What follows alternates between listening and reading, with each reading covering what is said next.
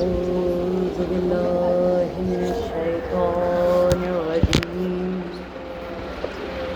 بسم الله الرحمن الرحيم. الحمد لله رب العالمين.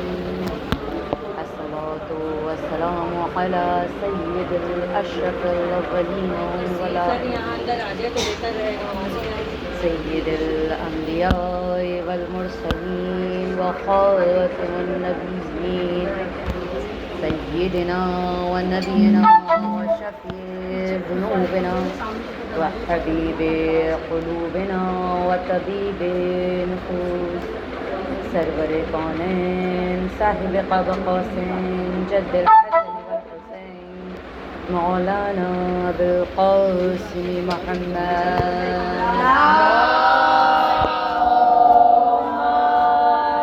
صلی علی محمد وآل محمد. الصلاة والسلام على وليه ووصيه ووزيره وعقله وشغل فطرته وذريته وباب الحكمته وناطق الحجته سيد الأمير المؤمنين علي بن أبي طالب عليه السلام صلوات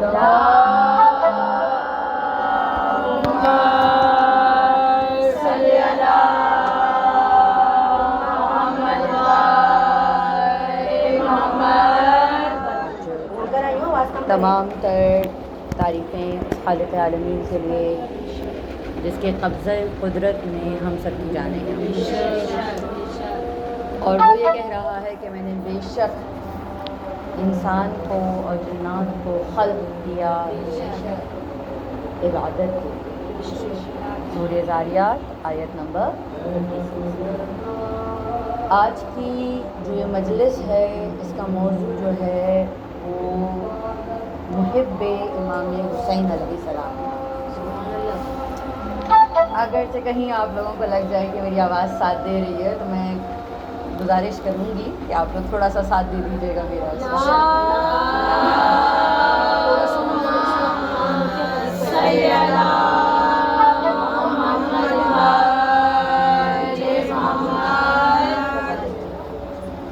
مجلس ہمیشہ امام حسین علیہ السلام کی ہی ہوگی اور ہوتی رہے گی، لیکن تذکرہ جو ہوتا ہے جہاں پر ہم امام حسین علیہ السلام کے ان اصحاب کا کرتے ہیں کہ جو انسانوں میں ہیں، تو ان میں وہاں پہ ایک ذرا سا تذکرہ ان کا بھی ہوتا ہے.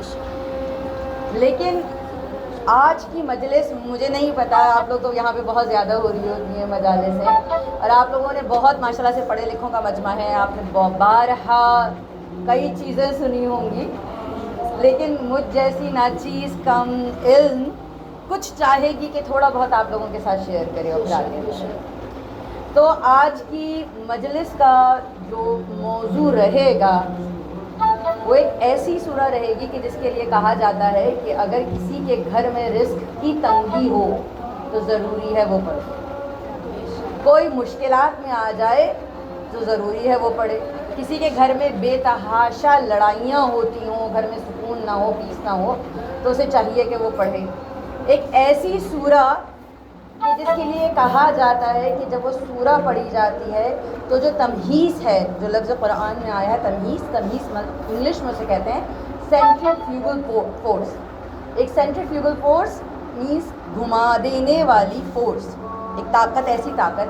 آپ نے دیکھا ہے نا، ہم خواتین جو نا جب کسی چیز کو بہت زیادہ گھما دیتی ہیں تو ہوتا یہ ہے یا تو جو اس کی گندگی ہے وہ اوپر آ جاتی ہے یا وہ نیچے بیٹھ جاتی ہے نا.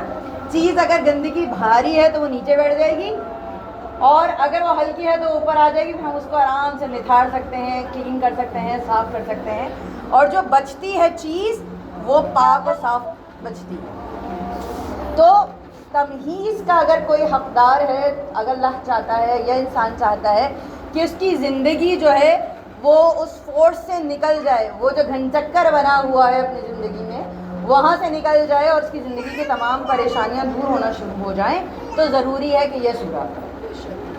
اچھا، اب یہ سورہ کیا ہے؟ یہ سورہ جو ہے آپ کو سورہ نمبر 72 ہے.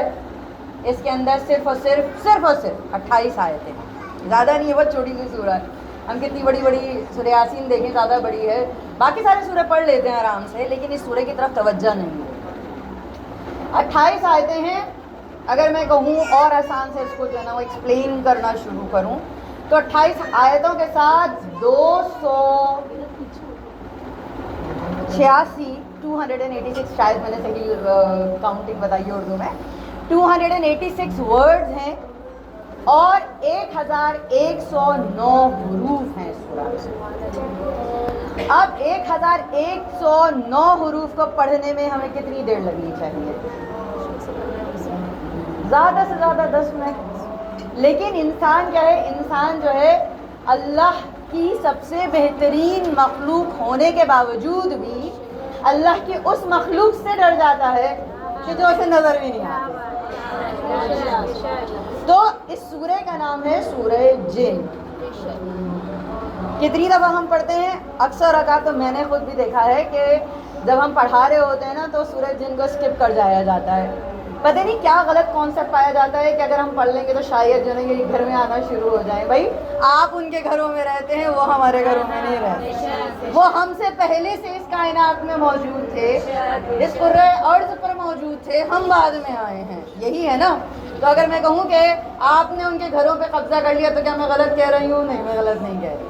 وہ پہلے سے موجود تھے، ہم بعد میں آئے ہیں، اور ہم جو ہے بعد میں آنے کے بعد بھی ان سے ڈرتے ہیں. اگر ہم جن کی ایٹمالوجی، اگر میں بہت ہی روٹ ورڈ میں کہوں کہ اگر لغت میں لے کر آؤں تو لغت میں آسانی سے جو نا وہ مل جائے گا کہ آپ کو جن کے معنی کیا ہیں، معنی کیا ہے. تو جن کے معنی ہیں جیم نون نون، یہ دو ایک چھوٹا سا لفظ ہے، اور جب ہم اس میں جا رہے ہوتے ہیں تو ہمیں اس بات کا اندازہ ہوتا ہے کہ یہ جو حروف ہے، یہ جو ورڈ ہے، اس کے معنی ہے ایسی چیز جو نظر نہ. ٹھیک ہے. اسی سے بہت سارے لفظ نکلے، جیسے کہ جنت. جنت بڑی پسند ہے، سب کو پسند ہے، ہر کوئی جانا چاہتا ہے، میں بھی جانا چاہتی ہوں انکلوڈنگ می. اسی سے اجنہ. اچھا، پھر اس کے بعد کیا ملتا ہے کہ اصل میں معنی ہے پوشیدہ چیز کے. میں دیکھ رہی ہوں تاکہ مجھے بھی یاد رہے اور آپ لوگوں کو یاد ہے، کوئی غلطی کی گنجائش نہ ہو، کہ ایسا نہ ہو کہ کوئی غلطی ہو جائے. تو جن کے معنی ہیں وہ جو چھپی ہوئی چیز ہے، اور قرآن مجید میں اس کا 201 دفعہ یہ روٹ ورڈ آیا. 201 دفعہ. ہم ڈر رہے ہوتے ہیں کتنا زیادہ. پروردگار عالم قرآن مجید میں ارشاد ہمارا ہے فَلَمَّا جَنَّ عَلَيْهِ اللَّيْلِ رَاقَبَا. جب رات نے ان کو پردہ تاریکی میں چھپا دیا تو انہوں نے اس میں سے ایک ستارہ دیکھا. تو جنہ یہاں پہ جو استعمال ہو رہا ہے، جو جن لفظ استعمال ہو رہا ہے، چھپا دینا. ایسی چیز جو نظر نہ آئے، ایسی چیز جس کو چھپا دیا جائے. ایک اور مقام پہ پروردگار عالم ارشاد فرما رہا ہے اتخذوا ایمانہم جنہ. انہوں نے اپنی قسموں کو ڈھال بنا دیا، اپنی ٹائپس کو ڈھال بنا دیا. یہ جنات کے بارے میں تذکرہ ہو رہا ہے. پھر اس کے بعد کہ قرآن مجید میں دوبارہ سے الصوم جنہ، کہ پروردگار عالم نے کہا کہ روزے کو ان لوگوں نے کیا بنا دیا؟ ڈھال بنا دیا اپنی. تو جو لفظ ہے جن، جنہ، جنہ، اس کے روٹ ورڈز کے معنی تقریباً ایک ہی نکل رہے ہیں لغت میں. یا وہ چیز جو چھپی ہوئی ہے، یا وہ چیز جو نظر نہیں آتی، یا وہ چیز جس کو چھپا دیا جائے، یا وہ چیز جس کو ڈھال بنا دیا جائے.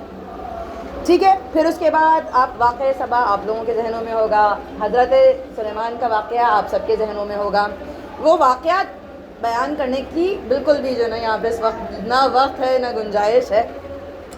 پھر اس کے بعد ہم کہتے ہیں کہ جی جنت کا جب تذکرہ آتا ہے، کیوں جنت کیوں کہا جاتا ہے؟ کیونکہ وہ چھپی ہوئی ہے، ہم سے مخفی ہے، ہمیں دکھائی نہیں دیتی. یا پھر ایسا باغ جس میں درخت اتنے زیادہ ہوں جہاں پر اس کی زمین نظر نہ آئے، اس کو بھی جنت کہتے ہیں، اس کو بھی جنت کہتے ہیں قرآن مجید کے روح سے.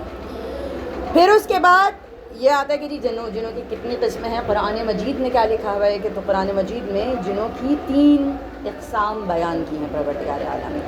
پہلی اخیار مطلب جو نیک جن.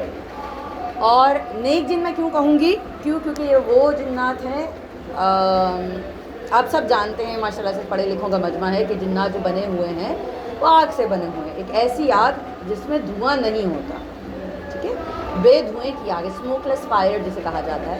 اسموک لیس فائر سے بنے ہوئے ہیں جن. تو تمام فرشتے جن ہیں لیکن تمام جن فرشتے نہیں. یہ فرق کو سمجھنا ہمارے لیے بہت ضروری ہے. تو جو اخیار ہیں وہ فرشتے ہیں جو نظر نہیں آتے, جن ہیں, کیونکہ جن کے معنی ہیں جو نظر نہ آئے. پھر اس کے بعد دوسری قسم مل جاتی ہے اشرار, جو بد جن ہیں, جو شریر سے نکلا ہے یہ لفظ اشرار. تو ایسے جن جو پریشان کرتے ہیں, جن کے لیے مذہب میں بھی بہت ساری چیزیں ہیں, جیسے کہ سورہ ناس کا آخری پارٹ ہے, یا پھر اس کے بعد سورہ رحمان میں ہے کئی دفعہ تذکرہ کیا کہ اگر تمہیں جن پریشان کر رہے ہیں تو یہ سورہ پڑھو, اور ساری چیزیں ملتی ہیں آپ کو. یا پھر سائنس میں بھی, سائیکالوجی میں بھی بہت ساری یہ پیرانارمل ایکٹیویٹیز آپ کو نظر آئیں, نفسیات میں بھی بہت ساری چیزیں. پھر اس کے بعد جو تیسری قسم ہے وہ ہے اوساط, جن میں بعض نیک ہوتے ہیں اور بعض بد ہوتے ہیں. اچھا, جن کا تذکرہ کہاں ملتا ہے؟ جن کا تذکرہ سورہ جن میں نظر آتا ہے. اچھا, چھوٹا سا سوال کا وقت ہے. ماشاء اللہ سے پڑھا تو ہوگا سورہ جن کو کئی دفعہ. کتنے جنوں کا تذکرہ ہے سورہ جن میں؟ صرف اور صرف 9 جنوں کا تذکرہ ہے سورہ جن, صرف 9 جنوں کا تذکرہ ہے. اب وہ 9 جن کون ہیں؟ یہ اگر وقت نے مہلت دی تو انشاءاللہ اس بات پہ بھی تذکرہ کروں گی. لیکن بتانے کا مقصد کیا ہے؟ بتانے کا مقصد صرف یہ ہے کہ ہم بہت ہی اوپری سطح سے جانتے ہیں اور ڈر جاتے ہیں. دراصل امام متقیان علی ابن ابی طالب علیہ السلام,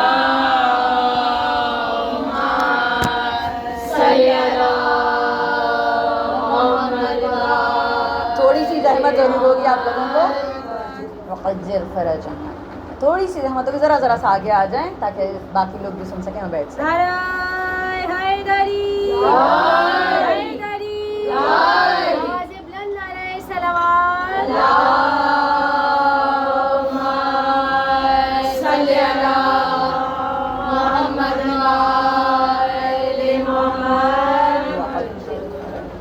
وقجل عین سے نکالیے, کیونکہ الف سے معنی ہے دور کر دیں امام کو ہم سے, اور عین سے جب آپ نکال رہے ہیں تو اس کے معنی ہے کہ مولا جلدی آ جائیے. تو بتانے کا مقصد کیا ہے کہ میں بہت تیز لے کے نہیں چلتی, لیکن آپ لوگوں کا ماشاءاللہ سے مجلسیں کافی ہو رہی ہوتی ہیں, شیعوں کا علاقہ ہے, تو میں نہیں چاہتی کہ آپ لوگوں کا بہت زیادہ وقت بھی لوں. ایک لفظ بھی اگر آپ یہاں سے سمجھ کر اٹھ گئے کہ جن کے معنی کیا ہیں, یا ایک لفظ بھی جان گئے تو میری ڈیوٹی جو مولا نے یہاں پہ آج لگائی ہے وہ پوری ہو جائے گی. تو بس بتانے کا مقصد کیا ہے؟ بتانے کا مقصد ہے کہ امام علی علیہ السلام بتا رہے ہیں کہ دیکھو اس طرح کے جنات ہوتے ہیں. امام کا پورا آپ کو ایک خطبہ نظر آئے گا کہ جو امام علیہ السلام نے ابلیس پہ دی. ابلیس کون تھا؟ جن تھا. کس وجہ سے آؤٹ ہوا؟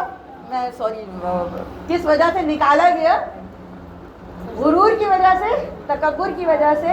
ایک بہت بڑا سبق ملتا ہے ہمیں, چاہے جن ہی کیوں نہ ہو, اگر کہیں تکبر آ جاتا ہے تو علم اور عبادتیں غائبہ چلی جاتی ہیں. ہم کی مراد, میں ہمیشہ یہ کہتی ہوں جہاں پہ مجالس سے پڑھتی ہوں کہ ہم سے مراد میں ہوں, میں اپنی ذمہ دار ہوں, میں کسی اور کی ذمہ دار نہیں. تو یقیناً جو نیچے بیٹھے ہو سکتا ہے کوئی ایسا ہو جو بہت ہی مجھ سے کہیں زیادہ پارسا ہو, یقیناً ہوگا. ایسا ہو جو بہت زیادہ عبادت گزار ہوگا, ایسا ہو جو بہت بڑا عالم ہوگا. مجھ ناچیز تو میں اپنی جو بات کر رہی ہوں, ہم کی بات کر رہی ہوں. تو ہم کیا کر رہے ہوتے ہیں؟ دراصل ہم جو ہیں وہ تھوڑا سا بھی علم حاصل کر لیتے ہیں تو کیا پتہ کرتے ہیں کہ یار تھوڑا سا زیادہ غرور آ گیا. ہوتا یہی ہے نا. میں اگر اپنی بات کروں تو یہ بات کروں گی کہ جتنا زیادہ علم حاصل کرنے لگے اتنا پتہ چلا کہ کچھ نہیں پتا تھا. یہ علم کی حقیقت ہے, جس حقیقت سے ہم بہت دور چلے گئے, بہت دور چلے گئے.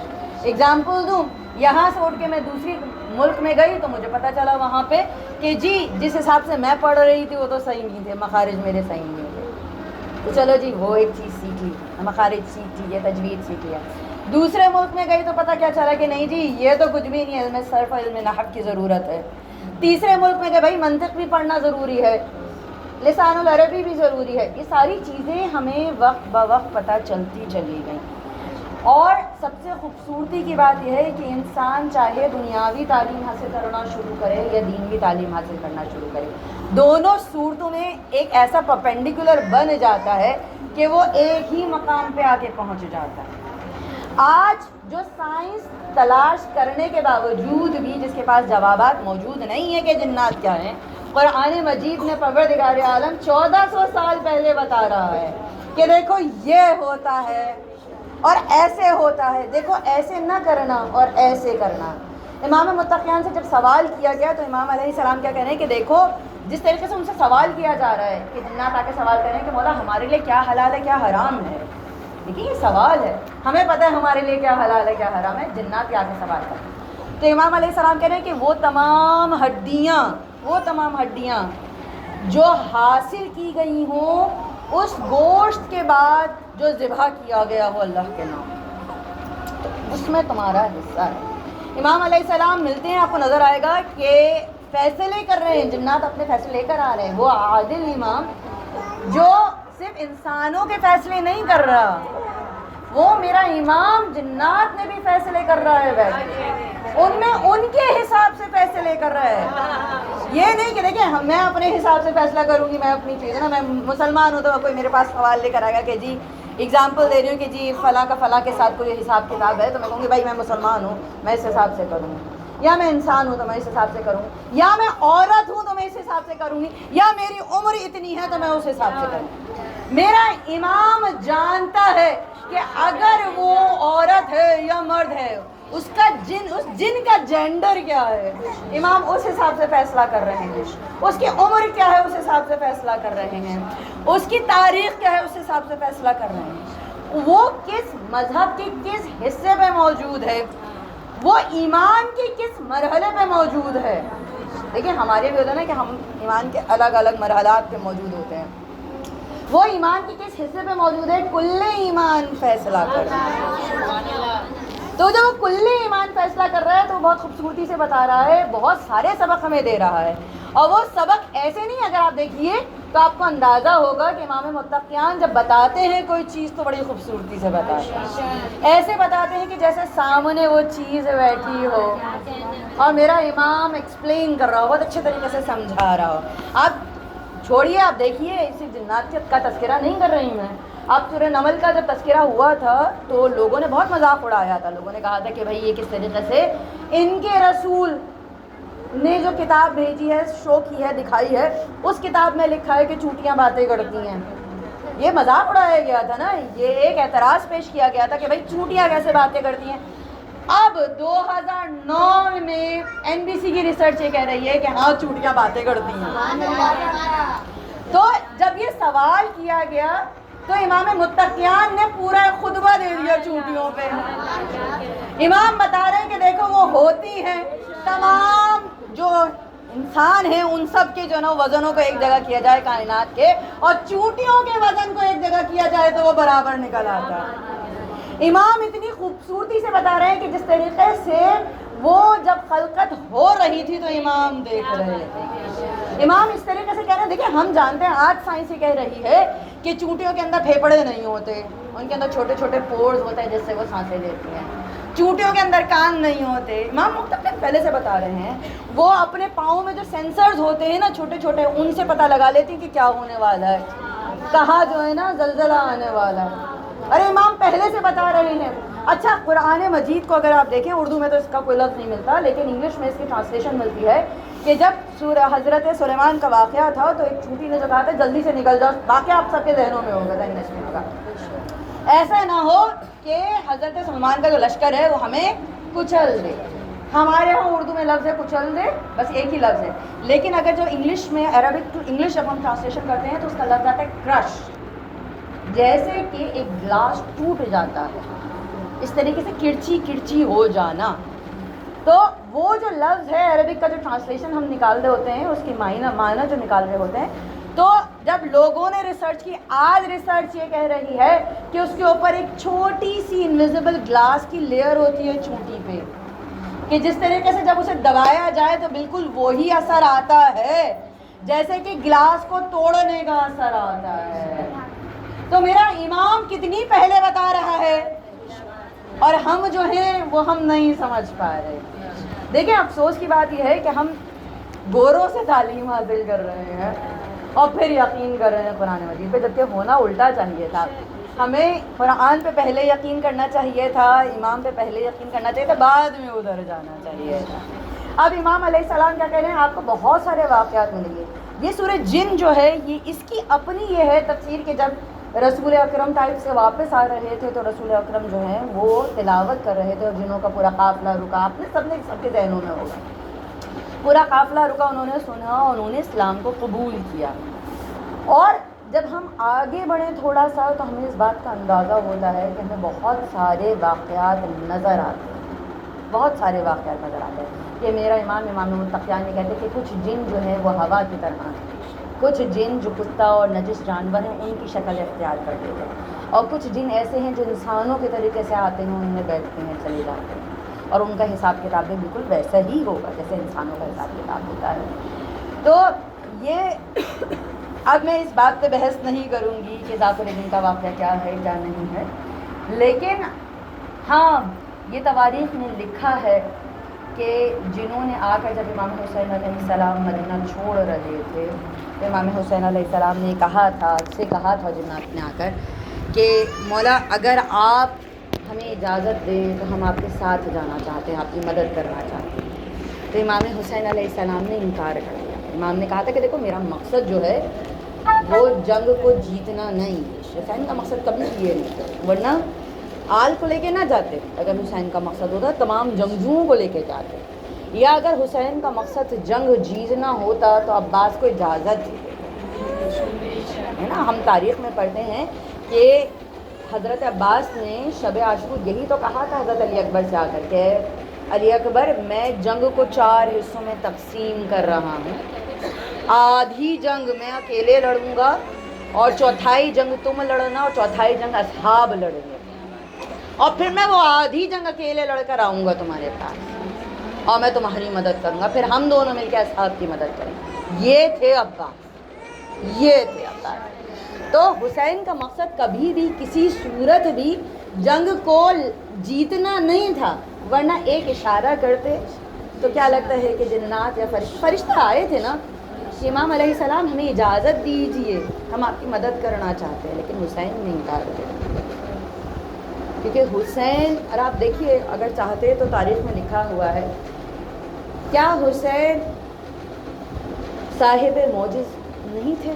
دکھا سکتے تھے معجز تھے. کیا حسین نے کوئی معجزہ دکھایا جب شہادت ہو رہی تھی؟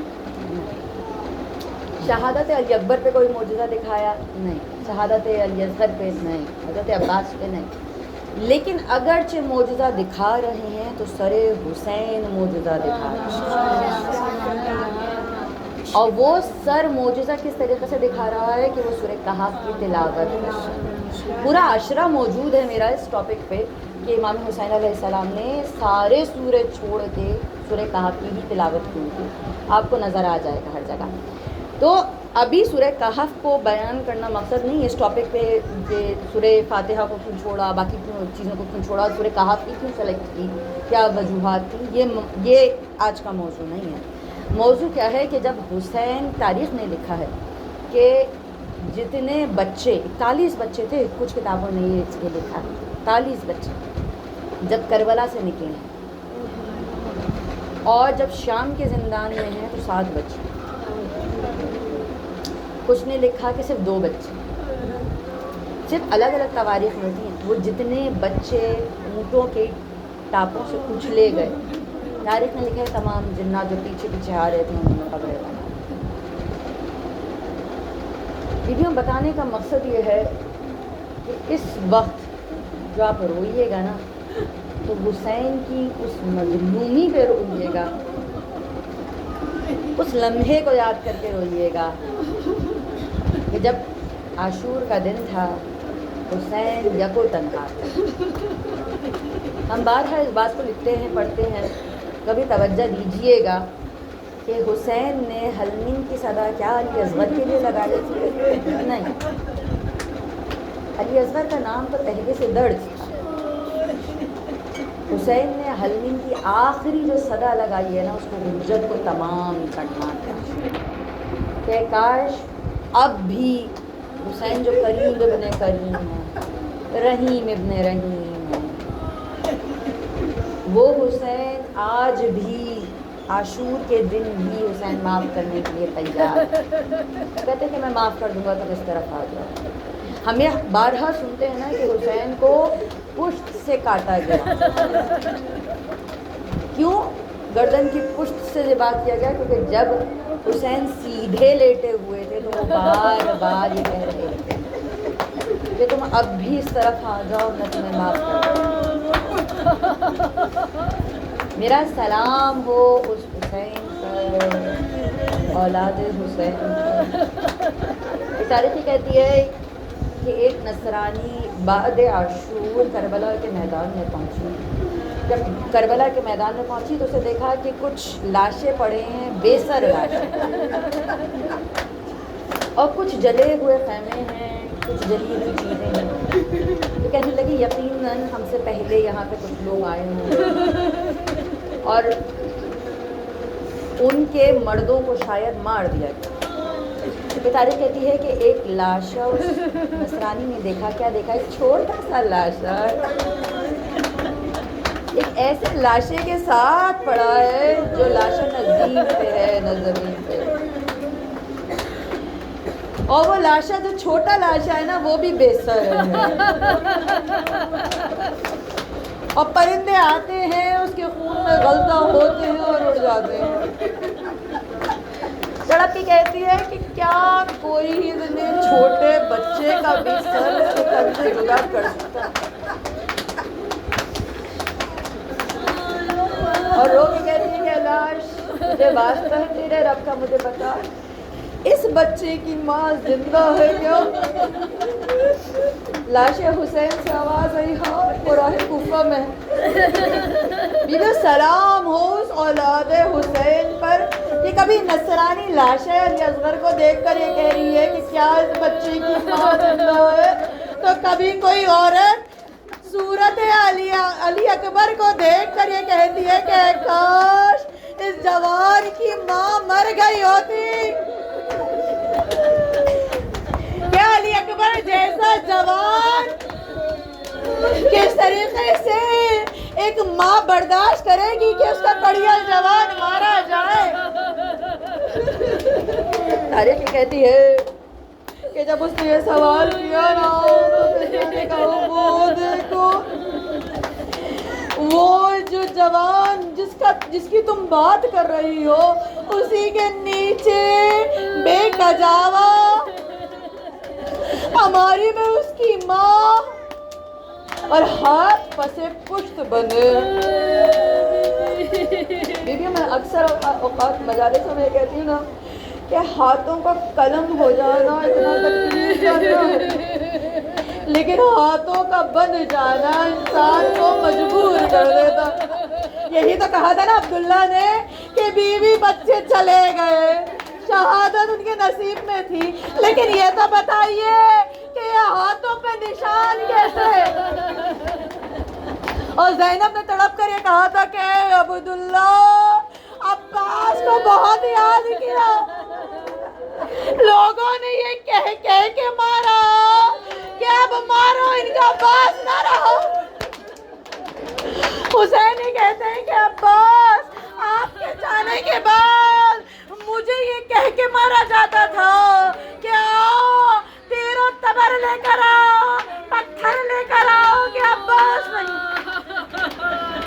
تاریخ میں لکھا ہے کہ جب سیدانیاں لے کے چلی ہے نا یہ کربلا سے کوفہ، کوفہ سے شام، باپ آدھا ننگے پاؤں چلی گئی ہیں، تو کچھ خواتین نے پوچھا ٹھیک ہے یہ آل رسول ہے، لیکن ایسا کیا ہوتا ہے کہ جہاں جہاں یہ قدم رکھتی ہے وہ زمین سرخ ہو جاتی ہے؟ میری بیوی تڑپ کے یہ کہتی ہے، کبھی رضا یہ کہہ کے چھینی گئی کہ اب عباس نہیں، کبھی نیزے کی یعنی چبو کے یہ کہا گیا کہ اب عباس۔ جب میری بیوی سے پوچھا جاتا تھا کہ بیوی سب سے مشکل وقت کب پڑا تو میری بیوی کہتی تھی الشام الشام الشام۔ بیوی سکینہ بھی بہت روئی ہے۔